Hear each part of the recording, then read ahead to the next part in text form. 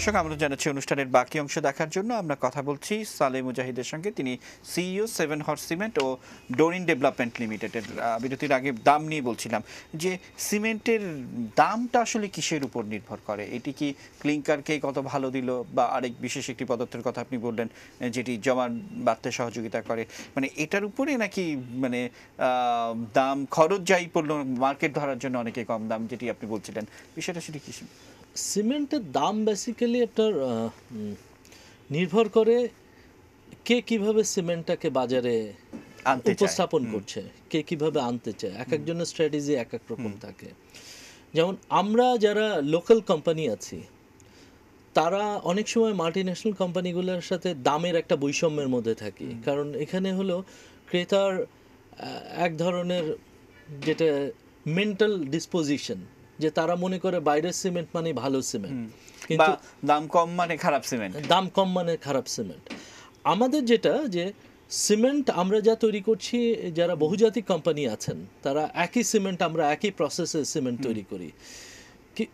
এখন মানে সিমেন্টের কোয়ালিটি নির্ভর করে এর কম্পোজিশনের পরে, এটাকে কিভাবে আমরা গ্রাইন্ডিং করছি, মিক্সিং করছি, ফাইনার কতটুকু হচ্ছে, তারপরে আপনার এটার মানে এই সমস্ত কিছুর পরে সিমেন্টের কোয়ালিটি নির্ভর করে। দামটা কিন্তু নির্ভর করে হলো ক্রেতার মানসিকতার উপরে। ধরেন আমরা যে সিমেন্টটা বাজারে দিই সেটা একদম কম দামি তা নয়, আবার একদম উপরের দামে তা না, আমরা মাঝামাঝি একটা দামে মিড রেঞ্জ ক্যারি করি আর কি।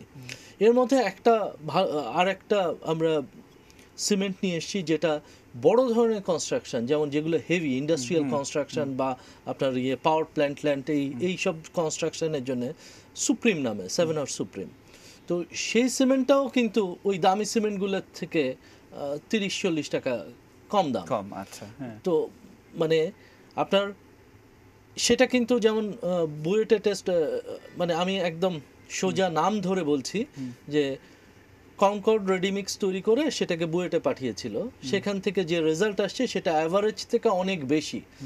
মানে এই পার্টিকুলার কোম্পানি তারা বলছে যে আমরা এটাই ইউজ করতে চাই ইন ফিউচার, আমরা অনেকগুলো করেছি কিন্তু এই রেজাল্টটা আমাদের কাছে সবচেয়ে ভালো আসছে।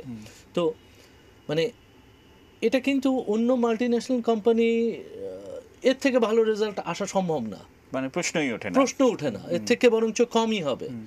মানে এখানে ক্রেতার সাইকোলজিক্যাল ডিসপোজিশন, যেটা পারসেপশন, এইটা দামের অনেকটা করে। মানে আমি যদি এই মুহূর্তে একটু জিজ্ঞেস করি আপনাকে, যে সিমেন্ট শিল্পের, বাংলাদেশের সিমেন্ট শিল্পের এই মুহূর্তের সমস্যাগুলো আসলে কি? এই মুহূর্তের সমস্যা হলো যে মানে যেটা বললাম যে অপরিকল্পিত কম্পিটিশনের জন্য অহেতুক কম্পিটিশনের কারণে ইঁদুর দৌড়ে আপনার দেখা যাচ্ছে যে সিমেন্টের প্রপার দামটা বাজার থেকে আমরা তুলতে পারছি না, এবং অনেক বেশি সুবিধা যারা মধ্যস্বত্বভোগী তাদেরকে অনেক বেশি সুবিধা দেওয়ার ফলে আপনার দামের মধ্যে যেটা আপনার মানে যেটা প্রফিট, সেই জায়গাটাতেও এক ধরনের সংকোচন এসেছে। মানে এরকম অনেক ধরনের সমস্যা আছে আর কি, সেই সমস্যা নিয়ে যাচ্ছেন। আর সেগুলো সমাধানের কি কোনো চিন্তা ভাবনা? সমাধান আমরা যেটা করার চেষ্টা করছি, আমরা হলো রিসার্চ অ্যান্ড ডেভেলপমেন্ট, যে সিমেন্টটাকে কোন কম্পোজিশনে করলে আমার দামটা আমি কম রাখতে পারবো মার্কেটে এবং কোয়ালিটি ঠিক রাখতে পারবো, সেটা আমরা চেষ্টা করছি। আমরা একজন বিশেষজ্ঞকে আমাদের ফ্যাক্টরিতে অ্যাপয়েন্ট করেছি, উনি 37 বছর ধরে পৃথিবীর বিভিন্ন সিমেন্ট ফ্যাক্টরিতে কাজ করেছেন, তাকে আমরা অ্যাপয়েন্ট করেছি, উনি এগুলো নিয়ে কাজ করছেন। আমরা মোটামুটি একটা ভালো ফলের দিকে যাচ্ছি। সালেহ ভাই, একটা বিষয়, যে ডোরিন ডেভেলপমেন্টের সিইও হিসাবে আপনি কাজ করছেন, আবাসন সেক্টর বা এই রিয়েল এস্টেট সেক্টরের এখন সার্বিক পরিস্থিতিটা কি? এখনও রিয়েল এস্টেট সেক্টরটা কিছুটা স্থবির, মানে বলবো না যে আগের তুলনায় খুব ভালো অবস্থা, কিন্তু ভালো হওয়ার কথা ছিল এই কারণে, যেটা আপনার বেসিক্যালি অ্যাপার্টমেন্টগুলো সবচেয়ে বেশি কিনে মধ্যবিত্তদের যে ক্রয় ক্ষমতা, সরকার সেখানে একটা লোনের ব্যবস্থা করেছে, মানে এখন সেটা মাঝখানে সেটা বন্ধ ছিল অনেকখানি, এখন সেটা ছাড় হয়েছে। 1 কোটি বা 1 কোটি 20 লক্ষ টাকা পর্যন্ত লোন দেওয়া হচ্ছে ব্যাংকগুলো থেকে। তো এর কারণে আপনার শিল্পটা ভালো হওয়ার একটা সুযোগ তৈরি হয়েছে, কিন্তু এখনও ভালো হচ্ছে না অস্থিরতার কারণে। কারণ যারা টাকা ইনভেস্ট করবেন তার তো নিজের পকেট থেকে কিছু টাকা ইনভেস্ট করতে হবে। এখন অনেকেই এক ধরনের শঙ্কার মধ্যে আছেন, যে যারা চাকুরিজীবী চাকুরি নিয়ে শঙ্কার মধ্যে আছেন, যারা ব্যবসায়ী ব্যবসা নিয়ে শঙ্কার মধ্যে আছেন। কাজে সবাই তার টাকাটা একটু সেফ জায়গায় রাখার চিন্তা ভাবনা করছেন, যে দেশে যদি একটু বেশি ঝামেলা বেশি অস্থিরতা হয় তখন তো তাকে আগে হলো খাওয়া পড়া, তারপরে তো থাকা, বাসা ভাড়া করেও থাকা যায়, কিন্তু একটা অ্যাপার্টমেন্ট কিনতে হলে তো অনেকগুলো টাকা নিজের পকেট থেকে দিতে হবে। এই জন্যে একটু সময় লাগবে, কিন্তু আনুষঙ্গিক সুযোগ সুবিধা যেমন আমরা দেখেছি যে গ্যাস বিদ্যুতের এই বিষয়টি দীর্ঘদিন আপনারা ভুগেছেন এই সেক্টরের সাথে যারা, তারপর সিঙ্গেল ডিজিটে সুদের বিষয়টি অনেকবার আপনারা বলেছেন। আবার তার উপরে আরেকটি আছে যে সাম্প্রতিক সময়ে আবাসন সেক্টরে যারা কাজ করছেন তারা বলছেন যে প্রায় 20,000 কোটি টাকার একটা থোক বরাদ্দের কথা বলছেন, যে যেটি নিয়ে এগোতে চান। মানে সেই বিষয়গুলো আসলে কি? বেসিক্যালি এই শিল্পটার এক ধরনের ক্রান্তি এসছে হলো কিছু মুনাফা লোভী ব্যবসায়ীদের জন্য, যারা রাতারাতি বড় লোক হতে চেয়েছিলেন, এবং তারা মানে অস্বাভাবিক দামে বিভিন্ন ল্যান্ডলর্ডের সাথে চুক্তি সই করেছেন। পরবর্তীতে তারা আর বেচতে পারেননি, ক্রেতাদেরকেও ভুগিয়েছেন এবং নানানভাবে প্রতারণার আশ্রয় নিয়েছেন।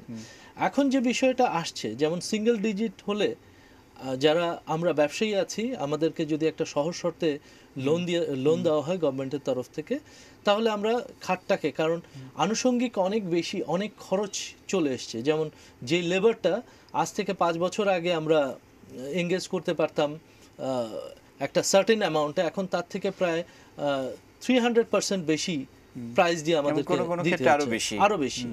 তো ফলে দাম কিন্তু মানে আমরা যখন এটা কস্টিং করতে যাচ্ছি, আমরা কোনোভাবে কমাতে পারছি না কস্টিংটা।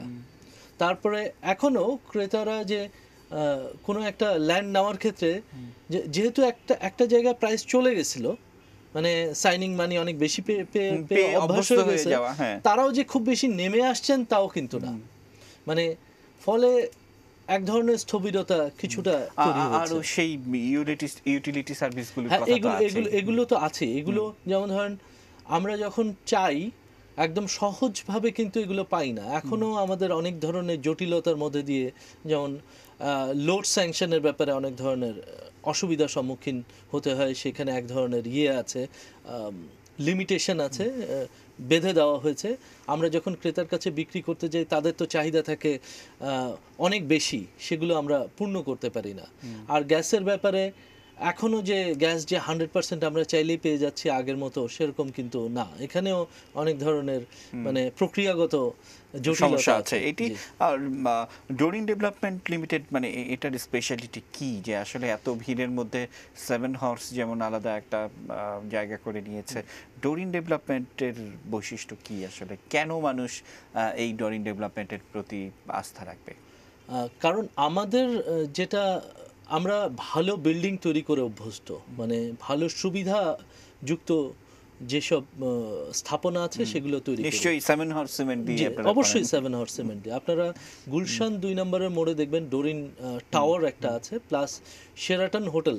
এটা আমরাই স্টারউডের সাথে বাংলাদেশে এনেছি। আবার 35 নম্বর রোডে শেরাটন হোটেল সেটাও আমাদের সিমেন্ট দিয়েই করা, এবং সেই কাজগুলো কিন্তু টোটাল ইন্টেরিয়র এভরিথিং আমাদেরই কোম্পানির করা, মানে স্ট্রাকচার থেকে শুরু করে ইন্টেরিয়র পর্যন্ত। কাজে আমরা খুব মানে কোয়ালিটির ব্যাপারে খুব কনসিয়াস।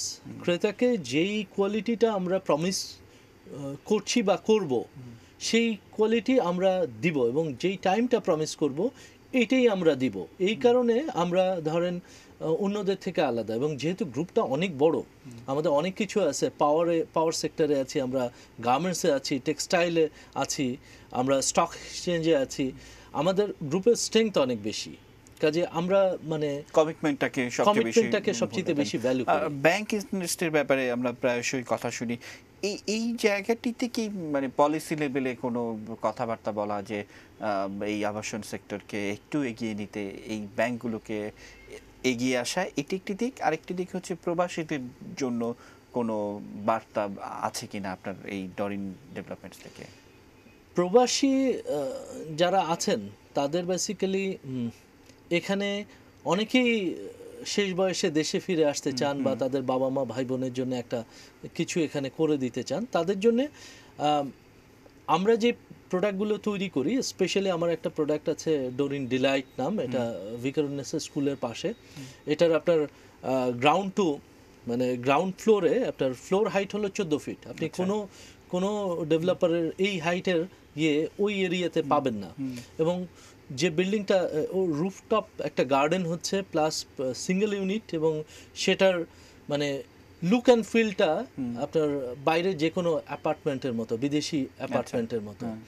তো মানে সেখানে কিন্তু আমরা সাংঘাতিক বেশি দাম চার্জ করছি তা কিন্তু না, অন্যান্য যারা কম্পিটিটর আছে তাদের কাছাকাছি করছি। একটু তো প্রিমিয়াম থাকবেই যেহেতু প্রোডাক্টটা অনেক ভালো। আমরা মিরপুরে একটা প্রোডাক্ট করছি, মিরপুরের স্ট্যান্ডার্ডে সেটা অনেক ভালো প্রোডাক্ট।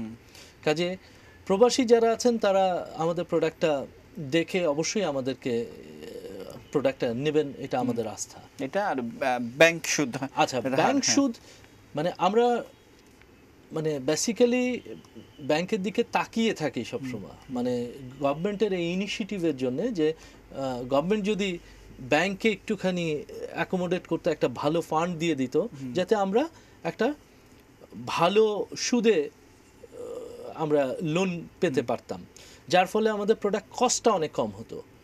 কারণ আমরা যে সুদে নিই তাতে সেটা কিন্তু আলটিমেটলি ক্রেতার ঘাড়েই যে পড়ে, আমরা তো আর অন্য কোথাও দিতে পারবো না। এটা ক্রেতারাও অনেক কম দামে আমাদের কাছ থেকে প্রোডাক্টটা পেতেন যদি আমরা ভালো সুদে ইয়েটা পেতাম। তো সেক্ষেত্রে বাংলাদেশ ব্যাংক কিংবা যারা নীতি নির্ধারক আছেন তাদের সঙ্গে কি আপনারা কোনো কথা বলেছেন যে এই প্রোডাক্ট বা এই শিল্পকে এগিয়ে নিতে? আমরা ইন্ডিভিজুয়াল থেকে তো কথা সেভাবে বলার সুযোগ কম, ফোরাম তো আমাদের আছে।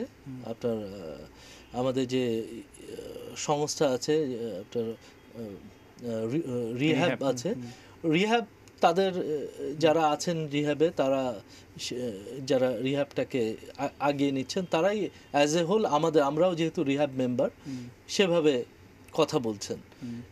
এবং আপাতত মোটামুটি ব্যাংকগুলো এগিয়ে এলে আবার আবাসন খাতটা আবার জেগে উঠবে, এবং এই খাতটা অবশ্যই জেগে ওঠার দরকার আছে বাংলাদেশের জন্য। এখনো আবাসন সমস্যা আছে, কিন্তু অধিকাংশ মানুষ আবাসন পায় না, বা এই কারণে যে তাদের ধরাছোঁয়ার বাইরে থেকে যায়। আপনি যদি একটা ইভেন খুব বড় জায়গা বলবো না, মধ্যবিত্তরা লালমাটিয়াতে থাকে, একটা 1500 স্কোয়ার ফিটের বাসা কিনতে লালমাটিয়াতে আপনার 2.25 কোটি টাকা লেগে যাবে সব মিলে, মানে 1.5 কোটি থেকে 2.25 কোটি টাকা। তো 2.25 কোটি টাকা একটা মধ্যবিত্তের পক্ষে বের করাটা এখনো কিন্তু খুব সোজা না, কিন্তু এটাই নেমে আসতে পারতো কোটি টাকার মধ্যে যদি আমরা মানে আপনার লোনটা সহজ কিস্তিতে পেতাম। বাইরে যেরকম সহজ শর্তে 3-4% ইন্টারেস্টে লোন দেয়, এরকম যদি আমাদের উদ্যোক্তাদের দেওয়া হতো তাহলে আমরা অনেক কমে জিনিসটা দিতে পারতাম, এবং এই সেক্টরটি অবশ্যই চাঙ্গা হয়ে উঠত। আমরা একেবারে শেষ পর্যায়ে ছোট্ট একটি প্রশ্ন দিয়ে শেষ করছি। সাম্প্রতিক সময়ে যে আমরা রাজনৈতিক অস্থিতিশীল পরিস্থিতি দেখছি, এর প্রভাব কি আবাসন সেক্টরে আসবে বলে মনে করেন আপনি? অবশ্যই আসবে। আমি একটু মানে ব্যাকওয়ার্ড লিঙ্কেজ থেকে আসি। আমি তো আবাসন সেক্টরে আছি, আবার সিমেন্টেও আছি।